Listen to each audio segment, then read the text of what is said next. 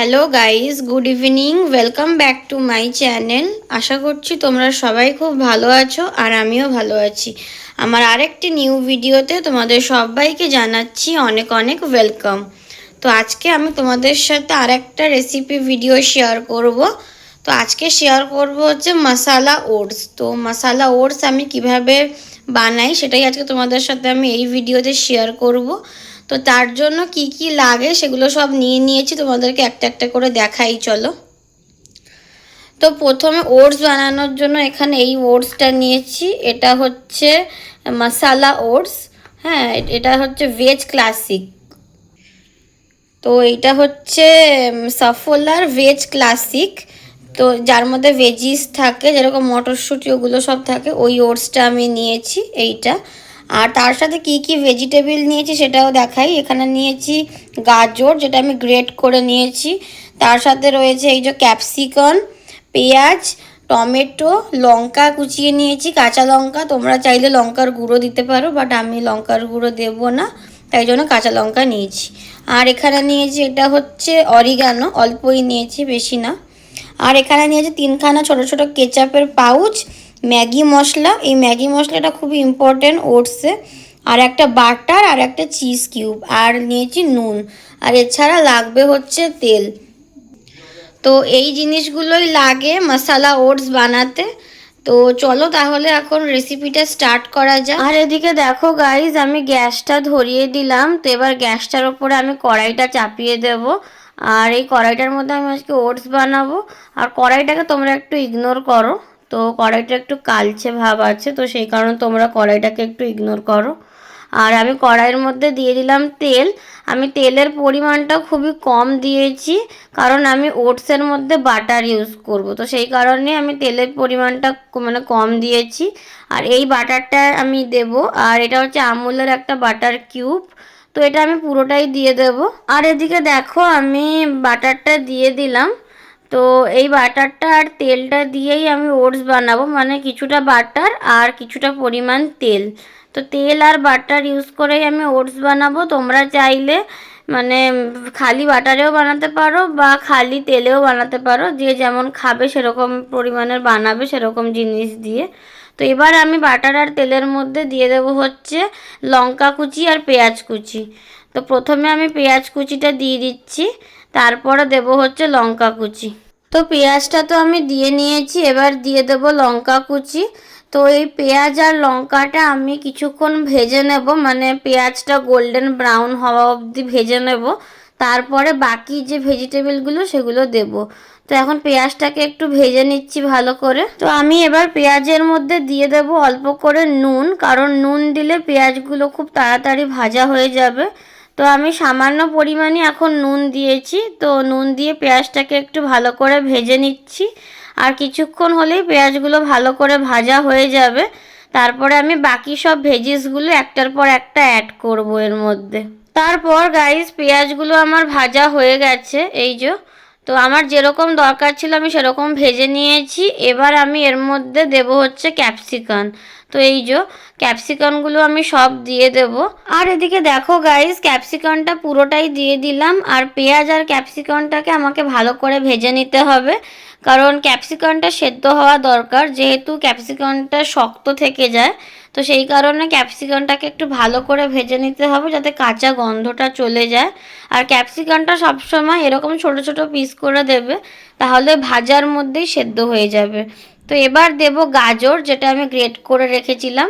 তো পুরো গাজরটাই দিয়ে দিয়েছি, এই যে। তো এবার আমি এই তিনটে জিনিসকে খুব ভালো করে মিক্স করব। আর এদিকে দেখো, আমি তিনটে জিনিসকে একসাথে এইভাবে ভালো করে মিক্স করে ভেজে নিচ্ছি। তো এবার আমি এর মধ্যে দেব টমেটো। টমেটোটা আমি সবসময় লাস্টেই দিই, এই যে। টমেটোটা সবসময় লাস্টে দেওয়ার চেষ্টা করবে, কারণ টমেটোটা দেওয়ার সাথে সাথেই গলে যাবে। তো সেই কারণে সবসময় লাস্টেই দেবে।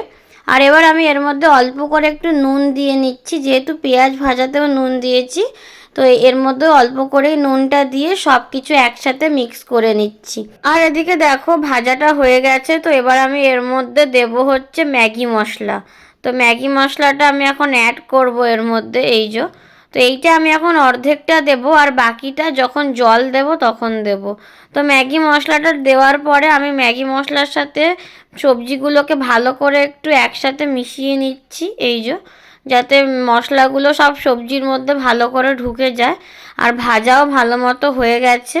এবার দেব আমি এর মধ্যে টমেটো সস। তো আমি ছোট ছোট 3খানা পাউচ নিয়েছিলাম, তো 3টে পাউচই আমি একসাথে দিয়ে দিচ্ছি, এই যে। আর সসটা দেওয়া হয়ে গেলে আমি আবার ভালো করে একসাথে মিক্স করে নেব, পুরো সবজির সাথে সসটাকেও মিক্স করে নিচ্ছি, এই যে। তো এইভাবে আমি আবার মিক্স করে নিচ্ছি সব একসাথে। তো এবার আমি দিচ্ছি জল, এই যে। তো জলটা এবার সবজির মধ্যে দিয়ে দিলাম। জলটা দিয়ে আবার একটু সবজিটাকে নাড়াচাড়া করব এইভাবে, এই যে, নাড়াচাড়া করছি। তো তোমরা তোমাদের প্রয়োজন মতন জল দেবে। কেউ যদি বেশি পাতলা করতে চাও তাহলে একটু বেশি জল দেবে, আর কেউ যদি একটু গাঢ় গাঢ় করতে চাও একটু কম জল দেবে। আর চেষ্টা করবে যাতে যখন ভাজবে তখন সবজিগুলো যাতে সেদ্ধ হয়ে যায়, তো সেইভাবেই তোমরা মানে ভেজে নেবে সবজিটাকে। এবার আমি 1 বাটি ওটস দিলাম। এটা তো তোমাদেরকে বলেছিলাম যে এটা হচ্ছে সাফোলার ভেজিস ওটস, তো ওইটাই দিচ্ছি আমি। তো আমি 1 বাটি অ্যাড করেছি। আর এদিকে দেখো ওটসটা এখন জাল হচ্ছে। তো এর মধ্যেও এখনও আরও 3-4টে জিনিস দেওয়া হবে। তো প্রথমে আমরা দেব হচ্ছে অরিগ্যানো। তো অরিগ্যানোটা দিয়ে দিলাম। অরিগ্যানোটা দেওয়ার পরে একটু নাড়াচাড়া করে নিচ্ছি এইভাবে, এই যে। তো এটা আর 5 থেকে 10 মিনিট মতন জাল হবে ওটসটা। এবার আমরা দেব হচ্ছে ম্যাগি মশলা, যেটা আমি রেখেছিলাম। তো এই ম্যাগি মশলাটা পুরোটা দিয়ে দিলাম, এই যে। তো পুরোটা দেওয়ার পরে আবার একটু নাড়াচাড়া করে নেব, এই যে, এইভাবে নাড়াচাড়া করে নিচ্ছি যাতে মশলাগুলো সব একসাথে ভালো করে মিক্স হয়ে যায় আর দলা না পাকায়। তো এবার আমি দেব হচ্ছে চিজ। তো সবার শেষেই আমি চিজটা দেব, এই যে। চিজটা নিয়ে নিয়েছি, চিজ কিউব। তো এটাকে আমি গ্রেটারের সাহায্যে গ্রেট করে দিচ্ছি, এই যে। আমি পুরো গোটা চিজ কিউবটাই দিয়ে দিয়েছি, কারণ আমি যতটুকু ওটস বানিয়েছি তার মধ্যে একটা গোটা চিজ কিউবই যাবে, না হলে টেস্টটা অতটা ভালো হবে না। তো তোমরাও চেষ্টা করবে একটা গোটা চিজ কিউবই দেওয়ার জন্য। যদি পরিমাণটা মিডিয়াম থাকে তাহলে একটা গোটা চিজ কিউবই দেবে, আর যদি অনেকটা বেশি থাকে তাহলে 2টো দেবে, না হলে একটাতেই কাজ হয়ে যাবে। তো এই যে, তো চিজ কিউবটা তো দেওয়া হয়ে গেছিলো। দেওয়ার পরে আমাদেরকে একটু 5 মিনিট ভালো করে মিশিয়ে নিতে হবে, আর সেই 5 মিনিটের মধ্যেই ওটসটা জালও হয়ে যাবে, আর এদিকে চিজটাও গলে যাবে। আর এদিকে দেখো সব চিজও ভালো মতো গলে গেছে, আর আমাদের ওটসও পুরো গাঢ় গাঢ় হয়েছে আর রেডিও হয়ে গেছে। তো এবার এটাকে সার্ভ করার পালা, এই যে। তো ওটস একদম পারফেক্টলি রেডি, পুরো চিজও মেল্ট হয়ে গেছে আর একদম গাঢ় গাঢ় হয়েছে।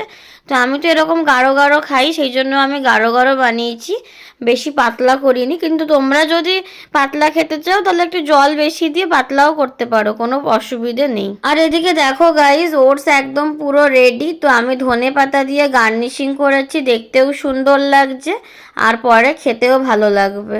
তো আজকের এই ভিডিওটা তোমাদের কেমন লাগলো আমাকে কমেন্টে জানিও। যদি ভালো লেগে থাকে অবশ্যই একটা লাইক, শেয়ার, সাবস্ক্রাইব, কমেন্ট করে দেবে। দেখা হচ্ছে নেক্সট ভিডিওতে। সবাইকে টাটা, সবাই খুব ভালো থাকবে আর সুস্থ থাকবে।